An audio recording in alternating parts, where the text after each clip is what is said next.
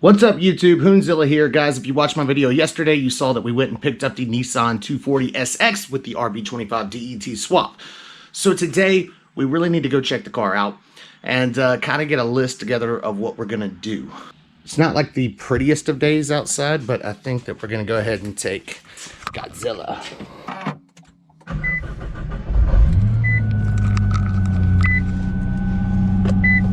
And if you're going to drive a car like this, you definitely have to put your radar detector up. Testing. System ready. Good to go. And of course I have to get gas, and the only gas station around has all the cops at it. Hopefully we don't get like pulled over while we're pulled over getting gas. Okay, so we got out of there, but I swear to God, when I pulled out, they both stopped their conversation, looked over at me, and watched me leave. So either they like the car or they're watching me. We'll see what happens. Hopefully they don't come back after us. All right, so we are almost at the garage building. Be there in about 2 minutes now. So here we are. Here's the 240SX with the RB25. As you can see, I mean, it's got a pretty straight body on it, but there are some problems, like here on the hood. You can see this is pretty dented in, it's pretty bad. That could probably be worked out. I don't want to call myself a purist, but on a 240, I do just like a nice clean look without having a big body kit. The only other thing I kind of wanted to do was maybe the Kooky conversion or even an S15 conversion. Not sure. But I think kind of just painting this how it is, you know, fixing the body work and then painting it and just leaving this body real clean would be nice. There's a couple small little dings in here. Of course, these will have to be worked out with some body work. Some knockoff kind of look like the T37s, just knockoff wheels. Then we've got some, I don't know what this is, some rough stuff that'll have to, you know, again, that'll be all paint body. The rear bumper looks pretty decent. And the spoiler, this thing is garbage. So it's not even like bolted in all the way. You see, there's a bolt broken there, which sucks. And then you see here, it's all cracked. So, I mean, and this spoiler looks good on this car. Yeah, and you see more cracks down here. This thing is just shredded. But I kind of like those duck fin spoilers that just come off the back. So I'm probably gonna take this off and just put a duck fin on there. And then on this side, there's a nice little ding here. I don't know if you can see that. Yeah, you can see it. And those are the issues that we're having. There's just a little bit of body work kind of all over the car. It looks like, I mean, the car came from Texas, so a lot of this up here, this could just be hail damage or something, because I know they have a lot of hailstorms there, and that's most likely where it got a lot of that from. Overall, the body is in okay shape. So I'm looking at paint and body work. Probably set me back $3,000 to $4,000. I'll have to factor that into a budget. And then the interior. So let's talk about the inside. First off, these door panels are garbage. They are busted out, completely useless. So I want to do the carbon fiber door panels. This is the same on both sides, and those run about $1,000, anywhere from $800 to $1,000. Sometimes you can find them a little cheaper. So I'll have to factor that into a budget. When Taze Automotive was working on this, I had these racing seats that you see in the passenger side that were supposed to go in the car. The guy had drilled holes through the bottom of the car to actually try to mount those. He said that the brackets didn't work. He couldn't get them in either.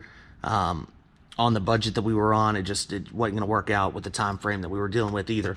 So he actually just gave me a seat and threw it in here and bolted it down right that actually moves on the track. So versus racing seats, I don't know. I might get some more racing seats. We might just try to start doing some more stock interior work and try to get the thing nice.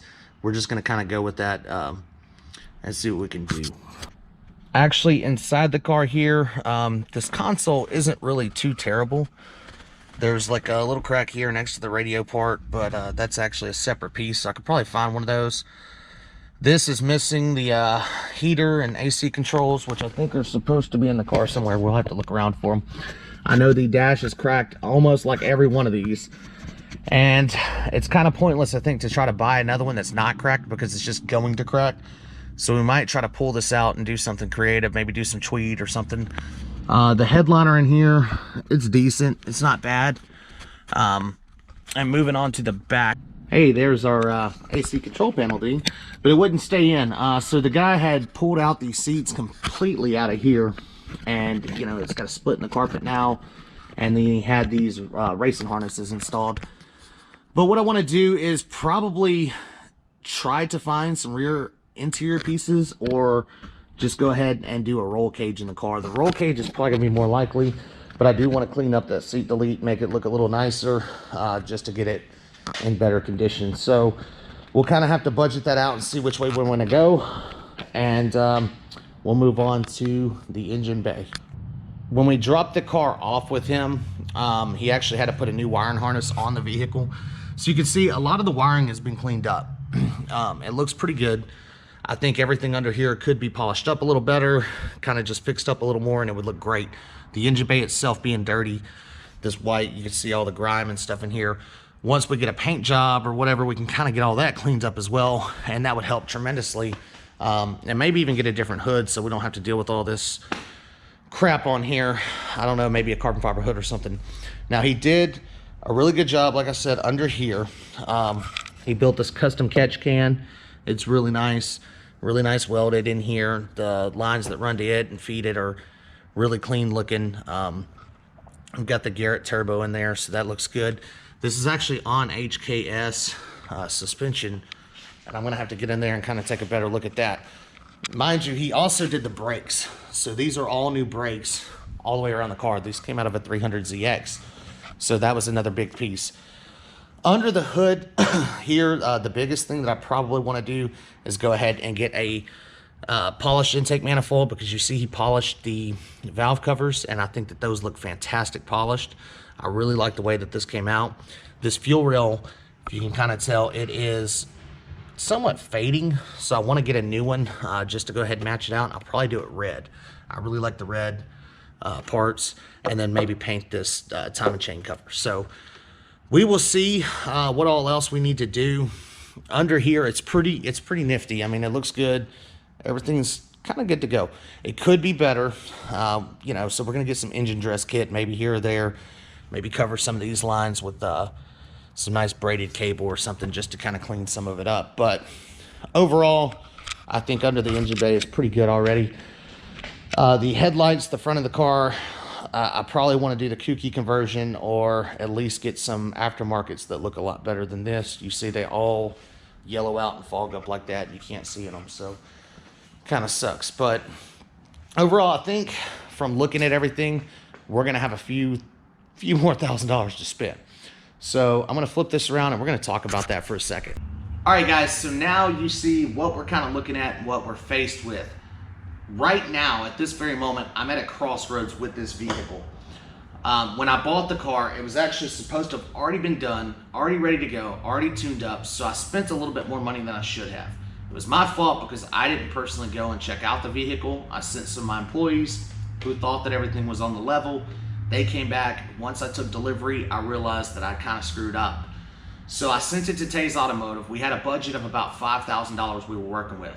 We actually went outside of that budget quite a bit because we didn't see that it needed a wiring harness. We didn't know that it was going to need full brakes all the way around. There was a lot more to it.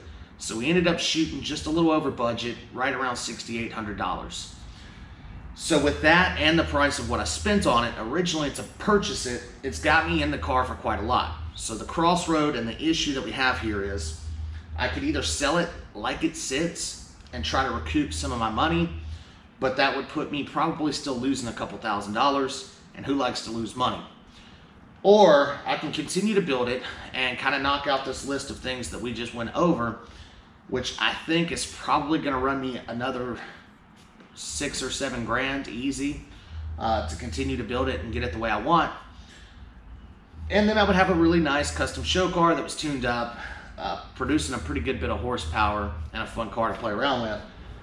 But it's kind of like, at that point, I know I'll never be able to get money out of the car. Even if it is a custom show car, even if it looks as 100% nice as it could, it still won't be something I could sell at any time and ever make any money. So it'd basically be having a lot of money invested into a Nissan 240SX.